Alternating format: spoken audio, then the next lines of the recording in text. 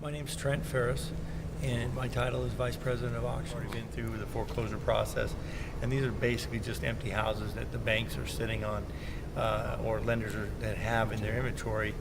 And really, if you look at empty houses or empty properties, nothing really good comes of an empty property. So they've come to us as the leading auction company in the country, and they realized the value of getting these turned back into homes. An empty house back into a home where people live in and that kind of stuff. And if you look at it, it doesn't just benefit the tax base for the community as a whole, but it also has that ripple effect throughout when people move into an empty house and put the new paint on, or they're going to the store and maybe they put new carpet or their, furniture or whatever. It's just a big ripple effect throughout the community. Now, when a buyer comes to one of your auctions, no matter what city he's in, what must they have in terms of? Well, the biggest thing for them to have is really the best thing is that they've done their homework and taken a look at the properties. And to that end, we do our best to have the properties open for inspection 2 weekends prior to the event. And of course, that depends on the realtors and others that help us out with that. But their due diligence. But actually, to come here and bid and be a part of the auction itself is pretty simple. You need a valid government ID. You need a cashier's check for $2,500 or $5,000, depending on which state it's in, and then a personal check to cover the remainder of any earnest money deposit. And the earnest money deposit is only a 5% earnest money deposit on auction day, so it's pretty straightforward. Mm-hmm. Last year, how many cities did you hit? I can't tell you exactly how many cities exactly, but I will say that we held over 300 auctions last year. With an ever-increasing presence in our online platform, doing auctions both live, as we are here today, and then also online and a simulcast as well, because not everybody can make it to the venue where we do the ballroom, so they can actually log in and go online at auction.com and set up and to bid from there. Okay.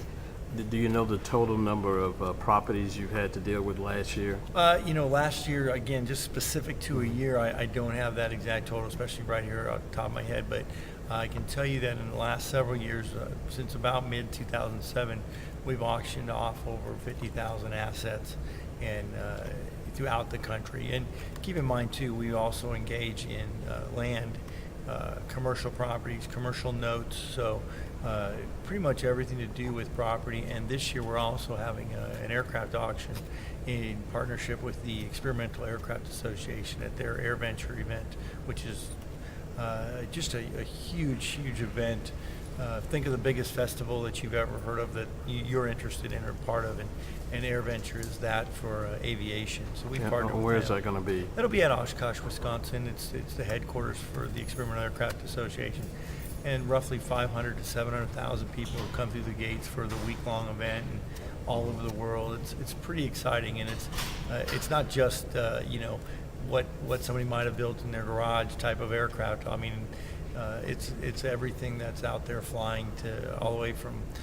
Last year they had the Spaceship One, for the commercial space efforts that are going on out and the year before, last year they also had the Airbus 380. So a huge event. Mm-hmm. In Atlanta today, for the Atlanta area, how many properties were you dealing with? We had 177 properties that we actually took across the auction block today.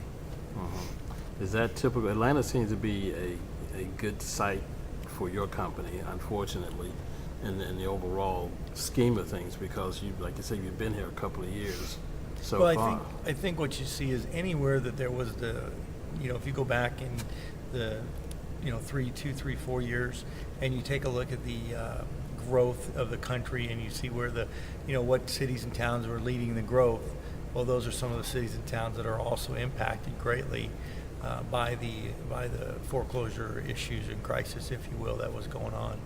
And we really see this as almost a solution to the problem in the context of taking these vacant homes and putting them back into the hands of the community. And it is very tragic that folks had to lose their homes and that sort of thing, but it's very difficult. How many people are upside down or financially strapped when it comes to their homes nowadays, and that's why you have events like the one up at the Georgia World Congress Center going on to try to help folks. But there's just not a lot of programs out there to help folks. I'm personally in that situation. I have a good job and I pay my stuff on time, but my house is upside down and there's no help for me. So I have the choice to stay in that house or not. And that's what a lot of people are faced with. And some are even less fortunate because obviously they may have been impacted by the unemployment and stuff of that nature, so which obviously compounds things. But so it's kind of a, if there's an opportunity to help folks prior to getting into the situation, it's great. That's wonderful. But right now too, with the amount of homes that are out there, this is the time to take advantage of, folks might have been priced out of the market. 3 years ago, 2 years ago, the property prices were extremely high and interest rates weren't bad, but they were, up there. Now you've got what you could almost consider the perfect storm of opportunity because you have lenders that are motivated to move these properties back into the community. You have interest rates at historic lows. Excuse me. One of the things that makes us so successful and so sought out by lenders is we bring all the pieces of the puzzle to the auction, and that's lending on site. We bring title and escrow on site. So we have those resources. People can get pre-qualified, find out what it takes, all through the website at auction.com. So there's a lot of resources available for folks.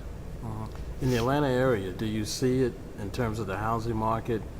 Do you see it getting better in the sense of less foreclosures? Looking at the 3 years that you come here, are you having less property to put on the market each year, or is it becoming more property? Well, I think if you follow the statistics that are reported, nationally, I think there's still a number of foreclosed assets that are sitting there held in some state, of foreclosure. They're not necessarily released back out for sale yet or what have you. And I can't speak directly to Atlanta as compared to anywhere else, or even Atlanta in general. I would tell you from our experience, it's relatively consistent with what we've dealt with from our first time coming to the town.